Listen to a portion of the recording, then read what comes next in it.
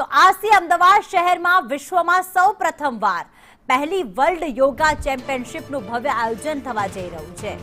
ભારત સરકાર અને રાજ્ય સરકારના વિશેષ સહયોગથી આ આંતરરાષ્ટ્રીય સ્તરના કાર્યક્રમનું આયોજન કરાયું છે। આ ઐતિહાસિક ક્ષણના ઓપનિંગ કાર્યક્રમમાં કેન્દ્રીય મંત્રી મનસુખ માંડવિયા, મુખ્યમંત્રી ભૂપેન્દ્ર પટેલ અને રાજ્યના નાયબ મુખ્યમંત્રી હર્ષ સંઘવી ખાસ હાજર રહેશે।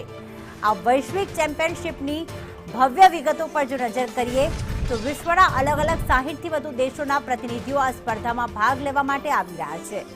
આ ચેમ્પિયનશિપમાં ટ્રેડિશનલ યોગ સાથે અલગ અલગ ઇવેન્ટ્સ પણ યોજાશે, જેમાં વિજેતાઓને 12 અલગ અલગ મેડલ એનાયત કરવામાં આવશે। ભવિષ્યમાં આ પ્રકારે કોમનવેલ્થ ગેમ્સ અને આગામી વર્લ્ડ પોલીસ એન્ડ ફાયર ગેમ્સમાં પણ યોગાસનની ટીમ જોડાશે।